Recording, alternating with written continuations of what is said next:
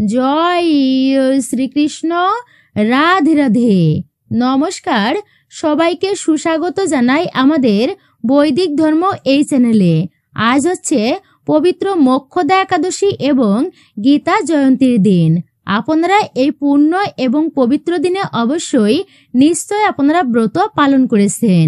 1 December সোমবার দিন পবিত্র মোক্ষদা একাদশী ব্রত, আর এরই সাথে পালিত হচ্ছে গীতা জন্মজয়ন্তী। এই অগ্রহায়ণ মাসের শুক্ল পক্ষের অত্যন্ত গুরুত্বপূর্ণ হচ্ছে এই পবিত্র মোক্ষদা একাদশীর বিশেষ তিথি। এই একাদশী এত বেশি মাহাত্ম্য আরো গুরুত্বপূর্ণ হয়েছে কারণ এই দিন হচ্ছে শ্রীমদ্ ভগবদ গীতা অর্জুনকে ভগবান শ্রীকৃষ্ণ তার জ্ঞান প্রদান করেছিলেন কুরুক্ষেত্রের যুদ্ধে। মোক্ষদা একাদশী মানেই আসক্তি বিনাশকারী। ধর্মীয় বিশ্বাস অনুসারে মোক্ষদা একাদশীর উপবাস করলে ব্যক্তির লোভ, আসক্তি, হিংসা ও সমস্ত পাপ দূর হয়। এই উপবাসের প্রভাবে পরিস্থিতি সাধকের জন্য অনুকূল হয়ে ওঠে, অর্থাৎ ব্যক্তির জন্য তা অত্যন্তই শুভ হতে চলেছে। এই দিনে যে সমস্ত ব্যক্তিরা লক্ষ্মী নারায়ণের পূজা অর্চনা করেন তাদের ধন ও সৌভাগ্য বৃদ্ধি ঘটে। পবিত্র এই মোক্ষদা একাদশীতে সকালে স্নান করে শ্রীকৃষ্ণের সামনে প্রদীপ জ্বালিয়ে গীতা পাঠ করলে ভক্তের সমস্ত পাপ থেকে ভক্ত মুক্তি পায়। এই দিনে ভগবান বিষ্ণুকে 5টি গুঞ্জা ফল অর্পণ করুন, অর্থাৎ আস্ত ফল অর্পণ করুন। পূজার পর সেগুলো আপনার সম্পদের স্থানে রাখবেন। এটা বিশ্বাস করা হয় যে এটি উন্নতির পথ খুলে দেয় এবং ঘরের সম্পদের দেবী লক্ষ্মীর অধিষ্ঠান করেন এর ফলে। মোক্ষদা একাদশী এবং গীতা জয়ন্তীর মতো এত পূর্ণ ও পবিত্র দিনে আপনারা ভুলেও খাবেন না এই 3টি খাবার। এই বিশেষ দিনে আপনারা কি কি কাজ করবেন আর কি কি কাজ ভুলেও করবেন না, কি কি খাবার খাবেন আর কি কি খাবার খাবেন না, এরই পাশাপাশি শাস্ত্রে বর্ণিত হয়েছে পূর্ণ পবিত্র ব্রত কথা, ব্রত মাহাত্ম্য, যা শ্রবণ মাত্রেই বাজপেয় যজ্ঞের ফল প্রাপ্ত হয়।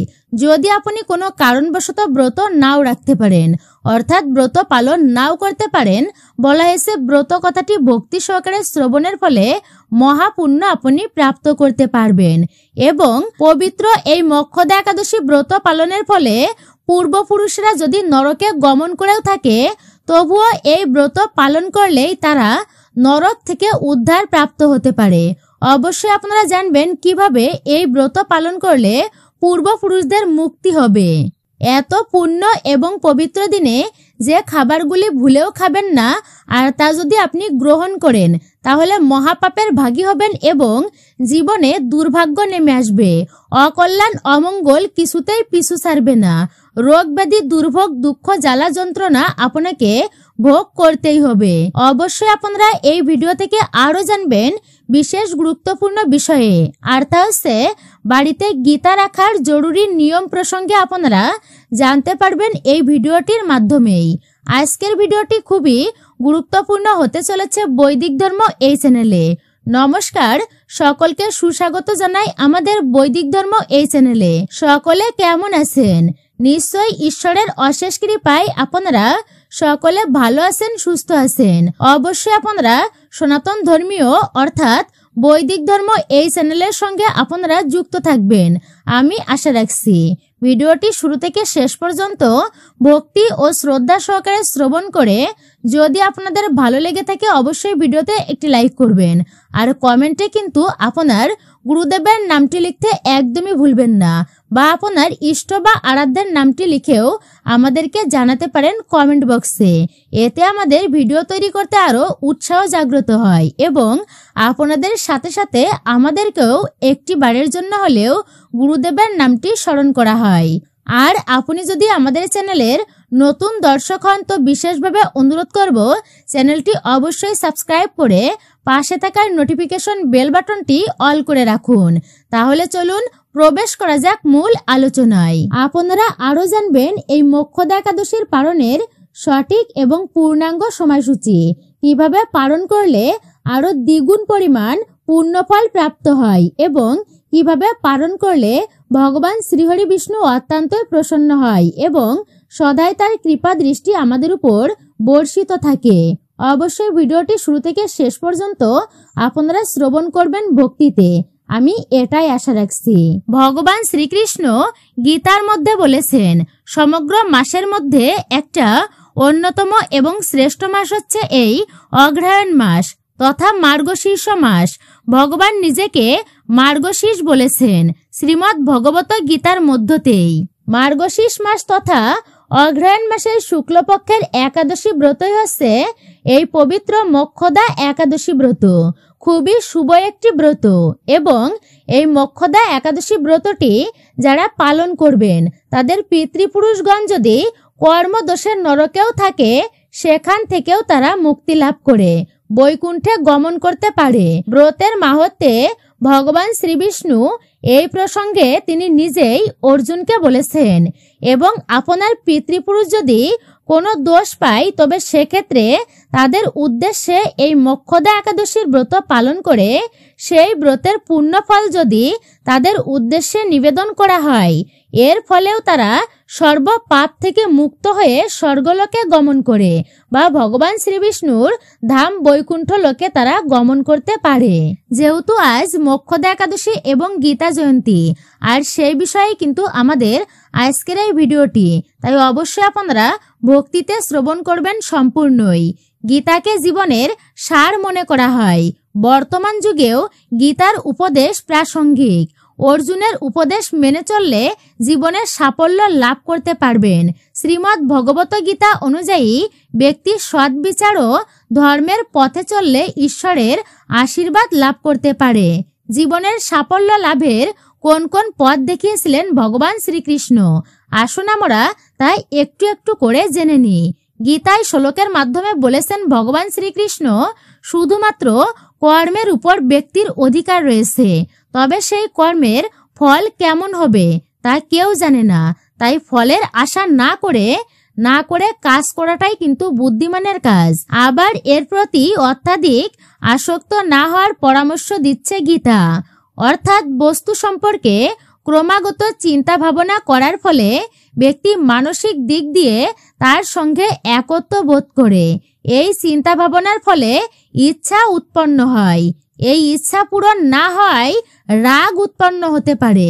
তাই কোনো বস্তুকে এত বেশি ভালোবেসে ফেলবেন না যাতে নিজের উপর নিয়ন্ত্রণ না থাকে। ভগবান শ্রীকৃষ্ণ বুঝিয়েছেন যে চিন্তা করলে দুঃখ উৎপন্ন হয়। অন্যের কারণে কোনো ব্যক্তি দুঃখিত হয় না। তাই যেই ব্যক্তি চিন্তা থেকে দূরে থাকে তারাই সুখী, শান্ত ও সমস্ত ইচ্ছা থেকে মুক্ত থাকে। তাই চিন্তাকে নিজের উপর প্রভাব বিস্তার করতে দেবেন না, কারণ এর ফলে শুধুমাত্র কষ্টই পাবেন আপনি।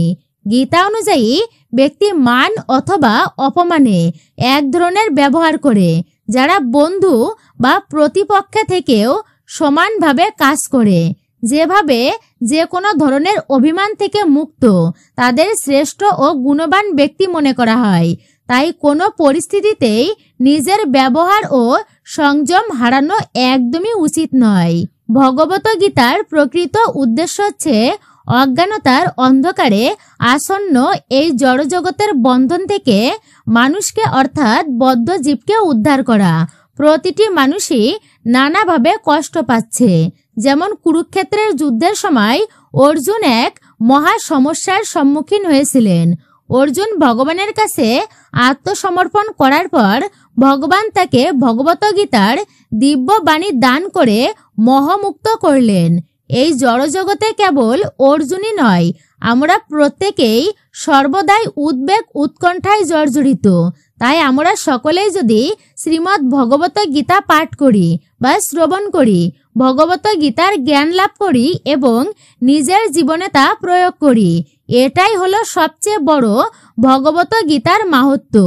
কেননা গঙ্গায় গিয়ে স্নান করে নিজেকে পরিষ্কার পরিচ্ছন্ন করতে হয় বা গঙ্গা দেবী তাকে মুক্ত করে দেন, কিন্তু ভগবত গীতা নিজের ঘরে ঘরে গিয়ে ভক্তের মুক্তির মার্গ উন্মুক্ত করে দেন। গঙ্গায় যে স্নান করে সে অন্যকে পবিত্র করতে পারে না, কিন্তু গীতারূপিণী গঙ্গাতে যে ডুব দিয়েছে সে নিজে যেমন মুক্ত ও পবিত্র হয়ে থাকে, তেমনি অন্যকেও মুক্ত হতে বা পবিত্র হতে সে সাহায্য করে। যদিও গঙ্গা ভগবানের চরণ থেকে উৎপন্ন এবং ভগবত গীতা সাক্ষাৎ ভগবানের মুখপদ্ম থেকে নিঃসৃত। ভগবান স্বয়ং বরাহ পুরাণে তিনি বলেছেন, আমি গীতার আশ্রয়ে থাকি, গীতা আমার শ্রেষ্ঠ গৃহ, গীতার জ্ঞানকে আশ্রয় করেই আমি ত্রিলোক পালন করি। অবশ্যই গীতাতেও এমন ধরনের কথা উল্লেখিত আছে। এছাড়া ভগবত গীতার 3য় অধ্যায়ে ভগবান উল্লেখ করেছেন, আমার নির্দেশ অনুসারে যে সমস্ত মানুষ তাদের কর্তব্য কর্ম অনুষ্ঠান করে এবং যারা শ্রদ্ধাবান ও মাৎসর্য রহিত হয়ে এই উপদেশ অনুসরণ করেন তারা কর্মবন্ধন থেকে মুক্ত হন। শুধু তাই নয়, শ্রীমদ্ ভগবত গীতায় 18 অধ্যায়ে 70 নম্বর শ্লোকে ভগবান শ্রীকৃষ্ণ বলেছেন, আর যিনি আমাদের উভয়ের এই পবিত্র কথোপকথন অধ্যয়ন করবেন তার সেই জ্ঞানযজ্ঞের দ্বারা আমি পূজিত হব। এটি আমার অভিমত। শ্রীমদ্ ভগবত গীতাতে ভগবান শ্রীকৃষ্ণ সকলের উদ্দেশ্যে আবেদন হোক বা নির্দেশই হোক, যাই হোক না কেন, স্পষ্ট রূপে ব্যক্ত করেছেন যে যদি কেউ তার এবং অর্জুনের মধ্যে কুরুক্ষেত্রের রণাঙ্গনের অব্যয় নিষ্কাম যোগের শিক্ষাটি শুধুমাত্র অধ্যয়ন করেন তাহলে তার সেই অধ্যাবসায় কৃষ্ণ পূজা হয় বলে বিবেচিত। অর্থ হলো এই যে এত সহজ পদ্ধতিতে পরম নিয়ন্তা পরমেশ্বর ভগবানের আরাধনা যে করা যায় তা শুধুমাত্র পরম করুণাময় ভগবানই ব্যক্ত করতে পারেন, অন্য আর কেউ তা ব্যক্ত করতে পারেন না। শ্রীমদ্ ভগবত গীতা হলো 700 শ্লোক এবং 18টি অধ্যায়ের সমন্বিত এক শাস্ত্র গ্রন্থ, যা পরমেশ্বর ভগবানের নিজ মুখ নিঃসৃত বাণী, যেটি জীবজগতের অভিবাদন স্বরূপ। স্বয়ং পরমেশ্বর ভগবান পদ্মনাভের মুখপদ্ম বিনিসৃত পরম বাণী সমৃদ্ধ শ্রীমদ্ ভগবত গীতা পাঠ করাই পরম কর্তব্য। তা পাঠ করার পর অন্যান্য শাস্ত্র পাঠ করার আর কোনো প্রয়োজন পড়ে না। গভীর নিষ্ঠা ও আন্তরিকতার সঙ্গে নিয়মিত ভগবত গীতা শ্রবণ ও কীর্তন করলে আমাদের অন্তর্নিহিত সুপ্ত আধ্যাত্মিক চেতনা অর্থাৎ ভগবত ভক্তির বিকাশ হয়। বর্তমান জগতে মানুষেরা অলস ও নানান রকম কাজে এতই ব্যস্ত থাকে যে তাদের পক্ষে সমস্ত বৈদিক সাহিত্য পাঠ করা সম্ভব নয়। সমস্ত বৈদিক সাহিত্য পড়বার প্রয়োজনও নেই। এই একটি গ্রন্থ শ্রীমদ্ ভগবত গীতা পাঠ করলেই মানুষ সমস্ত বৈদিক জ্ঞানের সারমর্ম উপলব্ধি করতে পারবে, কারণ ভগবত গীতা হচ্ছে বেদের সার এবং এই গীতা স্বয়ং ভগবানের মুখ নিঃসৃত উপদেশ বাণী। ব্যবহারিক জীবন দর্শন কি হওয়া উচিত তাই এই শাস্ত্রে সম্পূর্ণভাবে 18টি অধ্যায়ে উল্লেখ করা হয়েছে। মানব জীবনের সকল প্রকার সমস্যা তার সমাধান সম্বন্ধে একটি প্রাঞ্জলভাবে বর্ণনা করা হয়েছে। তাই বিভিন্ন দিক থেকে ধাবিত না হয়ে বিভ্রান্ত না হয়ে একটি শাস্ত্র, একটি মাত্র ভগবান এবং একটি বৃত্তির কথা এই শাস্ত্রে বলা হয়েছে, তাতে সমগ্র বিশ্বের মানুষ বিচলিত, দিশাহীন এবং উদ্ভ্রান্ত হয় না, যাতে দেবকীর পুত্র শ্রীকৃষ্ণের দ্বারা গীত শ্রীমদ্ ভগবত গীতা সারা পৃথিবীর মানুষের জন্য হোক এই একটি একক শাস্ত্র।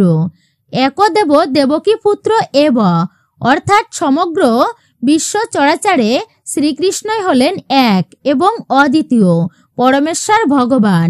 এক মন্ত্র তস্য নামানি জানি, অর্থাৎ একক মন্ত্র, একক প্রার্থনা, একক স্তোত্র হোক তার নাম গুণকীর্তন। হরে কৃষ্ণ কৃষ্ণ কৃষ্ণ হরে হরে, হরে রাম রাম রাম হরে হরে। কর্মাপেক্ষং তস্য দেবস্য সেবা, অর্থাৎ সমস্ত মানুষের তার শ্রী পাদপদ্মে অর্পিত সেবাই ভগবত সেবা বা জীবের একমাত্র কর্ম। প্রাচীন সংস্কৃত মহাকাব্য মহাভারতের একটি অংশ হচ্ছে গীতা। গীতা একটি স্বতন্ত্র ধর্মগ্রন্থ তথা একটি পৃথক শাস্ত্র এর মর্যাদা পেয়ে থাকে। হিন্দুরা গীতাকে ভগবানের মুখনিসৃত বাণী মনে করেন। গীতার কথক ভগবান শ্রীকৃষ্ণ সনাতনীদের দৃষ্টিতে ঈশ্বরের অবতার পরমাত্মা স্বয়ং। তাই গীতায় তাকে বলা হয়েছে শ্রী ভগবান। গীতাকে গীত উপনিষদ বলা হয়, অর্থাৎ গীতা উপনিষদ বা বৈদান্তিক সাহিত্যের অন্তর্গত। ভগবত গীতার রচনাকাল সম্বন্ধে অনেক রকম মতামত রয়েছে। ঐতিহাসিকেরা এই গ্রন্থের রচনাকাল হিসাবে খ্রিস্টপূর্ব প্রথম থেকে 2য় শতাব্দী পর্যন্ত যে কোনো সময়ের মধ্যে হতে পারে বলে অনুমান করেছেন। আসুন এইবার আমরা একটু ভক্তি ও মনোযোগ সহকারে শ্রবণ করি গীতার 18টি নামের অর্থ। প্রথমেই হচ্ছে গঙ্গা। এর অর্থ হলো গঙ্গায় ডুবলে কোনো ব্যক্তি তার সকল বা সমস্ত পাপ নাশ করতে পারে, তাই সবার প্রথমে গঙ্গা দেবীর নাম দেওয়া হয়েছে। গীতা, যে ব্যক্তি গীতা পাঠ করেন সেই মুহূর্তে তার সকল পাপ বিনষ্ট হয়, অর্থাৎ তার পাপ হয় না সেই মুহূর্তে, তাই এখানে গীতার কথা বলা হয়েছে বিশেষ করে। সাবিত্রী, তিনি এতটাই সতী ছিল যে সে তার মৃত স্বামীর প্রাণ ফিরিয়ে এনেছিল, তাই এখানে সাবিত্রীর কথা বলা হয়েছে। সীতা, ভগবান রামের স্ত্রী। মাতা সীতা এতটাই পবিত্র ছিল যে রাবণ শত চেষ্টা করার পরেও তার সতীত্ব নষ্ট করতে পারেনি, তাই সীতা নাম হচ্ছে মহাপবিত্র বলা হয়েছে। সত্তা, সত্তা বলতে আমাদের আত্মার কথা বলা হয়েছে। আত্মা যেমন অমর, গীতাও তেমনি অমর। পতিব্রতা, পতিব্রতা বলতে ভগবানের প্রতি আনুগত্য থাকা, কারণ একমাত্রই ভগবান সকলের প্রতি, আর আমরা সকলেই তার পত্নী। ব্রহ্মাবলী, ব্রহ্ম শক্তি থেকে নির্গত শক্তিকে বলা হয় ব্রহ্মাবলী, যে শক্তির কখনোই বিনাশ নেই। ব্রহ্মবিদ্যা, ব্রহ্মবিদ্যাকে আমরা ব্রহ্মবলীর অনুরূপ বলতেই পারি। ত্রিসন্ধ্যা, ত্রিসন্ধ্যা মানে হলো 3 কালের সমষ্টি, যথা ইহকাল, বর্তমান কাল ও পরকাল। মুক্তিগেহিনী, একমাত্র গীতা পাঠ করলেই মুক্তি পাওয়া সম্ভব, তাই এই নাম ব্যবহার করা হয়েছে। অর্ধমাত্রা, গীতায় ভগবান শ্রীকৃষ্ণ বলেছেন গীতা অর্ধক, তাই এই অর্থ ব্যবহার করা হয়েছে। চিতানন্দা, চিৎ জগতের যে আনন্দ তাই হচ্ছে চিতানন্দা। ভবগ্নি, অগ্নি যেমন সোনাকে পুড়ে খাঁটি সোনায় পরিণত করে, ঠিক তেমনি গীতাই পারে মানুষের সকল পাপ দূর করতে। ভ্রান্তি নাশিনী, আমরা আমাদের চারপাশের জিনিস দেখে বিভ্রান্ত হই, আর একমাত্র গীতাই পারে আমাদের এই বিভ্রান্তি নাশ করতে। বেদত্রয়, ত্রিদেবের সমন্বয়ে গঠিত শক্তি হল বেদত্রয়। পরনন্দা, অপরের দোষ না দেখে তার ভালো দিক দেখার মধ্যে যে আনন্দ, গীতায় তার কথাই বলা হয়েছে। তথাস্তু জ্ঞান মঞ্জুরি, গীতা পৃথিবীর সকল জ্ঞান বিজ্ঞানের আধার, তাই একে তথাস্তু জ্ঞান মঞ্জুরি বলা হয়েছে। তাই প্রত্যেকের এই পূর্ণ এবং পবিত্র দিনে গীতা পাঠ বা শ্রবণ করা উচিত। সারাটা দিনের মধ্যে একটি শ্লোক হলেও আমাদের পাঠ বা শ্রবণ করা উচিত। এতে করে ভগবান শ্রীকৃষ্ণের একটুকু কৃপা হলেও বিশেষ কৃপা কিন্তু আমরা প্রাপ্ত করতে পারবো। আর যেহেতু এই দিনেই একাদশী, তাই এই দিনে তো আপনারা ব্রত করবেনই, ভক্তি সহকারে অবশ্যই কিন্তু আপনারা ব্রত পালন করবেন। আর ব্রত পালন করার পরে আপনারা সন্ধ্যার দিকে বা দুপুর বেলাও কিন্তু আপনারা মন্দিরে গমন করতে পারেন। দেখবেন এই গীতা জয়ন্তীর দিনে মন্দিরে কিন্তু গীতা পাঠ বা গীতার আলোচনা, ভাগবত কথা বা ভক্ত সঙ্গ হয়ে থাকে। অবশ্যই আপনারা চেষ্টা করবেন এমন সঙ্গে কিন্তু অংশগ্রহণ করা, তা অত্যন্তই বিশেষ ফলদায়ক এবং পূর্ণ হবে আপনার জন্য। তবে অবশ্যই আপনারা চেষ্টা করবেন একটি গীতা হলেও অন্তত এই দিনে কাউকে দান করার। বৈষ্ণব, ব্রাহ্মণ, সাধু ব্যক্তি বা একজন ভগবত গীতা পাঠককে আপনারা দান করতে পারেন একটি গীতা, তাও অত্যন্তই মহাপূর্ণ হবে আপনার জন্য। যারা গীতা পাঠ করে বা গীতা অধ্যয়ন করে আপনি তাদেরকেই কিন্তু গীতা দান করবেন, আর তা অত্যন্তই মঙ্গলের বলা হয়েছে। আর যেহেতু এই দিনেই পালিত হচ্ছে মোক্ষদা একাদশী ব্রত, তো ব্রতের আগের দিনে মানে দশমীর দিনে আপনারা ভালোভাবে কিন্তু আপনারা এই দিনটি অতিবাহিত করবেন। নিরামিষ খাবার খাবেন এবং আপনারা সংযম ব্রত পালন করবেন। শুধু যে নিরামিষ খাবার খেলে হবে তা কিন্তু নয়। এই দিনে আপনারা পরনিন্দা, পরচর্চা, মিথ্যাভাষণ, দ্রুতক্রিয়া, আপনারা সমস্ত কিন্তু এই সব অশুভ কর্মগুলি অর্থাৎ যেগুলি ধর্মীয় পক্ষে নয়, শাস্ত্রীয় বিষয়ে নয়, সেগুলি আপনারা কিন্তু একদমই করবেন না। আপনারা অবশ্যই এই দিনটি ভক্তি সহকারে পালন করেই তাই আপনারা দশমীর দিনটি অতিবাহিত করবেন। এই দিনেও আপনারা হরিনাম মহামন্ত্র শ্রবণ করবেন বা পাঠ করবেন, আপনারা জপ করবেন, বিভিন্ন শাস্ত্রীয় আলোচনা আপনারা পাঠ বা জপ বা শ্রবণ করবেন এবং আপনারা মন্দিরে একটি বার হলেও এই দিনে গমন করবেন, ঠাকুরকে দর্শন করবেন বা মন্দির দর্শন করে আসবেন। বলা হয়েছে ঠাকুর পূজা বা যিনি দর্শন করেন তারা দুজনেই কিন্তু সমান ফল প্রাপ্ত করতে পারেন। তাও অবশ্যই আপনারা এই দশমীর দিনে একবার আহার করবেন, আর তা হচ্ছে দুপুরবেলা। আর আপনারা রাত্রি ঘুমানোর আগে 11টার আগে আপনারা দাঁত ভালো করে ব্রাশ করে নেবেন। একাদশীর দিনে কিন্তু রক্তক্ষরণ নিষিদ্ধ। যদি রক্তক্ষরণ হয় তাহলে কিন্তু ব্রতের দোষ লাগে, ব্রত পর্যন্ত নষ্ট হয়ে যায়।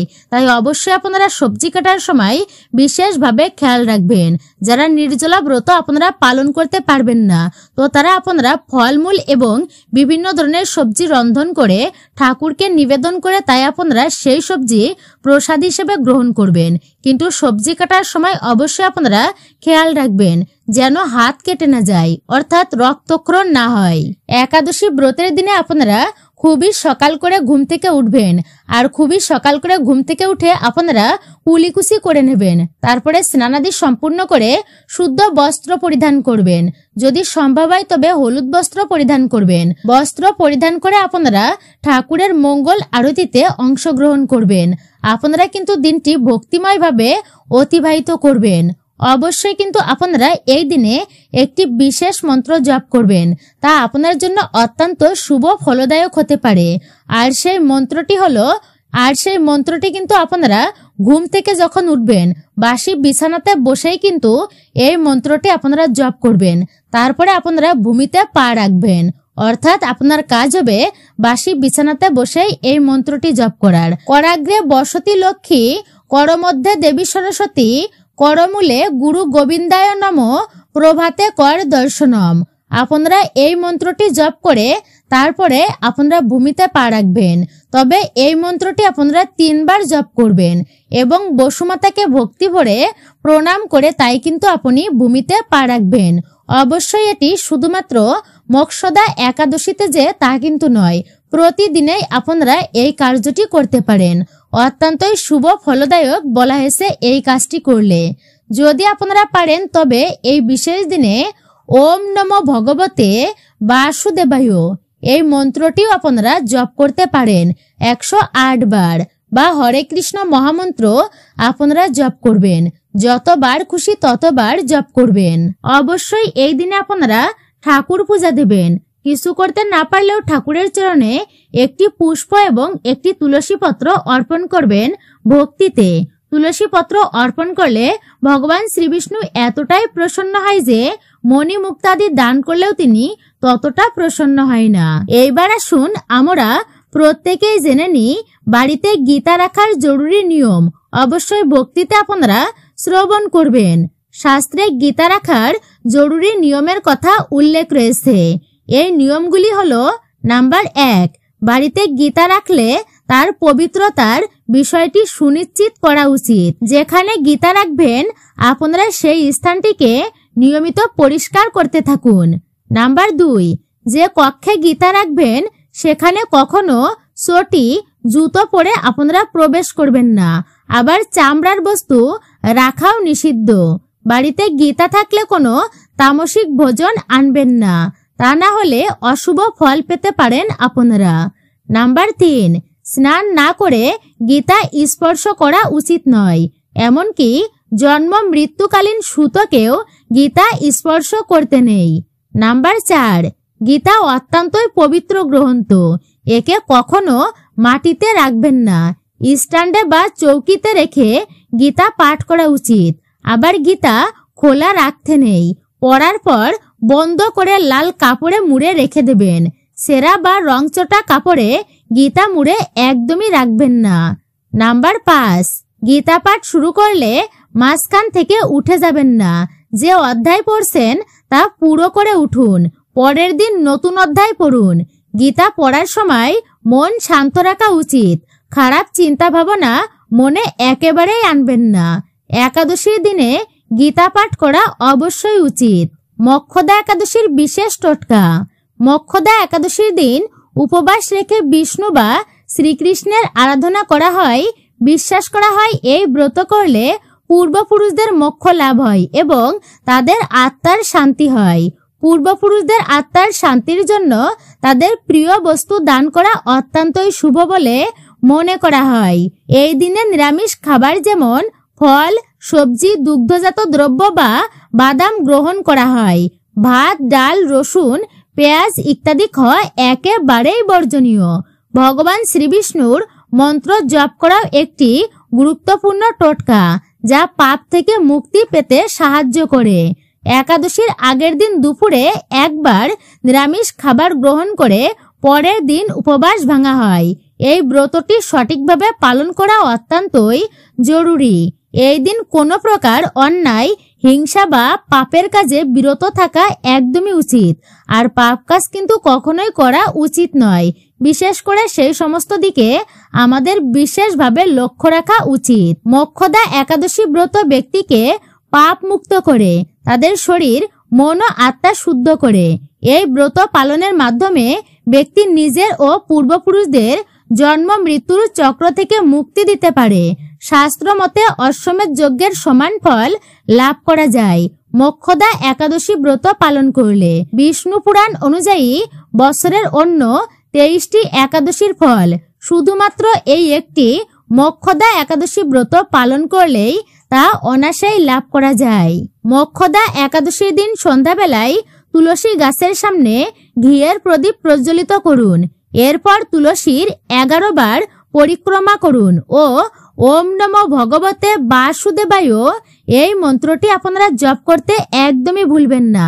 একাদশীর দিন তুলসী গাছে জল নিবেদন করবেন না।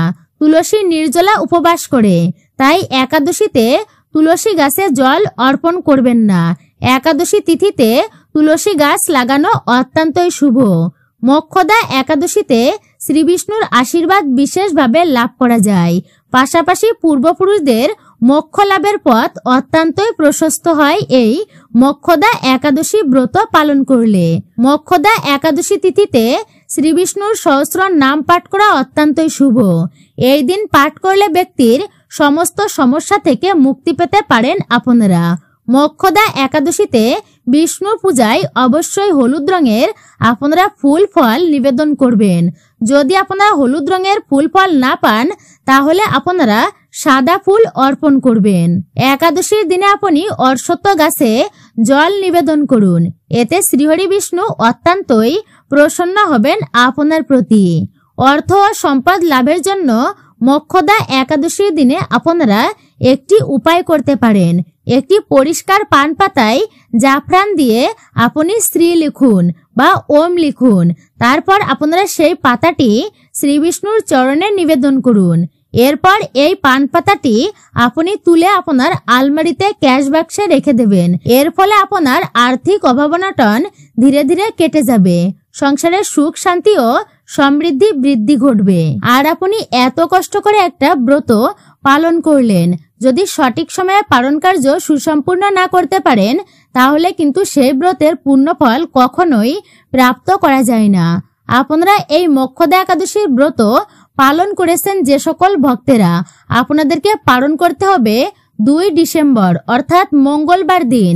মঙ্গলবার দিন আপনারা সূর্য উদয় থেকে শুরু করে মানে সকাল 6টা 5 মিনিট থেকে শুরু করে সকাল 9টা 39 মিনিটের মধ্যে সমস্ত ভক্তেরা আপনারা পালন কার্য সুসম্পূর্ণ করবেন ভগবানকে পঞ্চ রবিশস্যর ভোগ অর্পণ করে, এবং সেই ভোগে তুলসী পত্র নিবেদন করতে কিন্তু একদমই ভুলবেন না। আর অবশ্যই আপনারা পালন মন্ত্রটি ভক্তি সহকারে 3 বার জপ করবেন। আপনারা এর পরেই জানতে পারবেন কোন খাবারগুলি ভুলেও খাবেন না এই দিনে। অবশ্যই ভক্তিতে আপনারা আর একটু সময় ধৈর্য ধরে শ্রবণ করুন। শ্রবণম মঙ্গলম, শ্রবণেও বিশেষ মঙ্গল সাধিত হয়। আর তো এটা পুণ্যময় দিন, তাহলে আসুন আমরা শ্রবণ করি ভক্তি সহকারে। একটুকু সময় তো। পবিত্র মোক্ষদা একাদশীর ব্রত কথা, ব্রত মাহাত্ম্য। এক সময় গোকুল নগরে বৈশ্যানর নামে এক রাজা রাজত্ব করত। একদিন রাজার পিতা তার স্বপ্নে দেখা দিয়েছিলেন। দেখেন যে তার পিতাকে দুঃখ ভোগ করতে হচ্ছে, নরক যন্ত্রণা ভোগ করতে হচ্ছে। নিজের পুত্রের কাছে নরক বাস থেকে মুক্তির জন্য প্রার্থনা করছেন। নিজের বাবাকে ওই পরিশ্রমে দেখে, অর্থাৎ ওই অবস্থায় দেখে তিনি অত্যন্তই ব্যাকুল হয়ে পড়েন।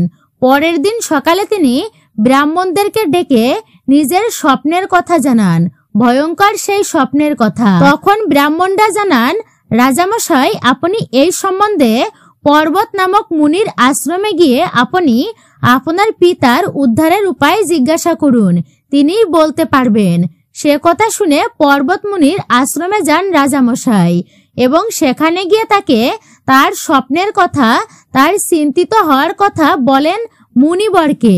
মুনিবর শ্রবণ করে তা ধ্যানে বসলেন। তিনি ধ্যানে বসে তিনি রাজামশাইকে বলেন, পূর্বজন্মের কাজের কারণে তোমার বাবার নরকবাস হয়েছে।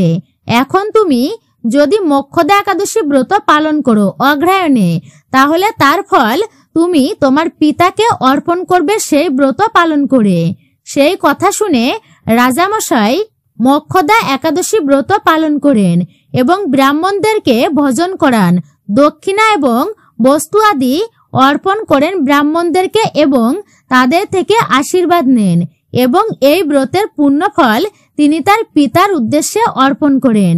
এরপরই ব্রতের প্রভাবে রাজার বাবার মুক্তি হয়ে নরক থেকে উদ্ধার প্রাপ্ত হয়ে তিনি স্বর্গে গমন করেন। তাই একাদশী ব্রত যে শুধু নিজের জন্য, যে নিজেরই সদ্গতি হবে, নিজেরই পুণ্যফল প্রাপ্ত হবে, তা কিন্তু নয়।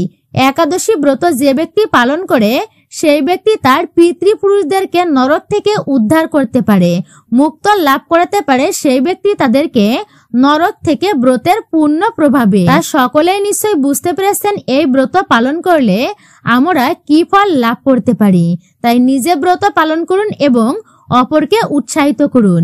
একাদশীর কথা ছড়িয়ে দিন চারিদিকে। এইবার আপনারা জানবেন কোন সেই বিশেষ খাবারগুলি যা ভুলেও গ্রহণ করবেন না, বিশেষ করে এই মোক্ষদা একাদশী ব্রতের দিনে। নির্জলা একাদশী ব্রত পালন করাই হচ্ছে সর্বোত্তম। প্রতিটি একাদশী ব্রত নির্জলা ভাবে পালন করাই হচ্ছে সর্বোত্তম।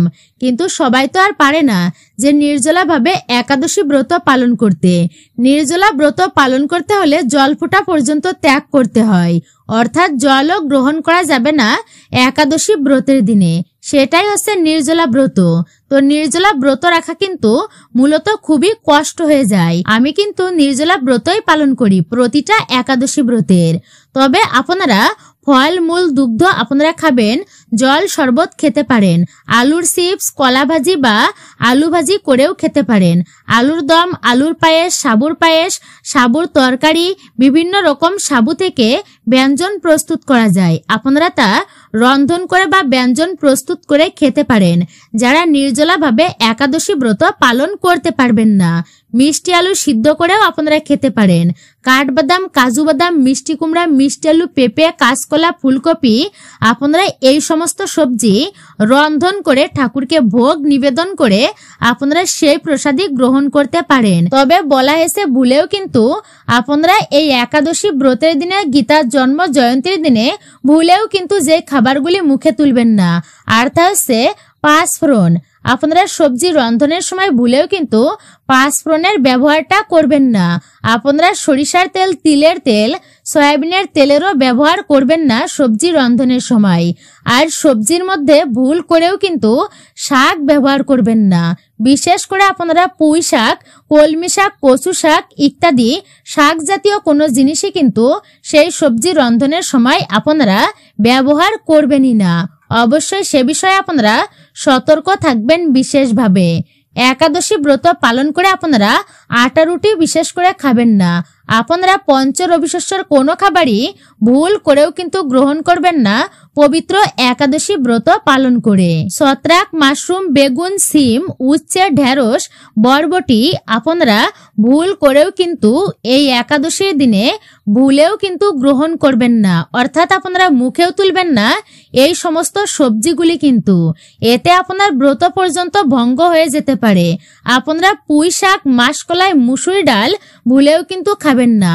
মাছ, মাংস, ডিম, পেঁয়াজ, রসুন ভুল করেও গ্রহণ করবেন না পবিত্র বা যে কোনো শুভতম দিনে। এগুলি কিন্তু গ্রহণ করা সম্পূর্ণভাবে নিষিদ্ধ করা হয়েছে। তেতো জাতীয় কোনো প্রকার খাবার আপনারা গ্রহণ করবেন না। এটাই ছিল আমাদের আজকের ভিডিওটি। জয় শ্রীকৃষ্ণ, রাধে রাধে। আপনাদের কাছে ভিডিওটি কেমন লেগেছে মূল্যবান মতামত জানাতে একদমই ভুলবেন না।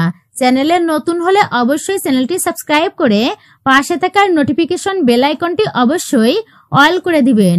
ভিডিওতে একটি লাইক করবেন আর কমেন্টে অবশ্যই আপনার গুরুদেবের নামটি বা আপনার আরাধ্য দেবদেবীর নামটি একটি বারের জন্য হলেও লিখে জানাতে ভুলবেন না।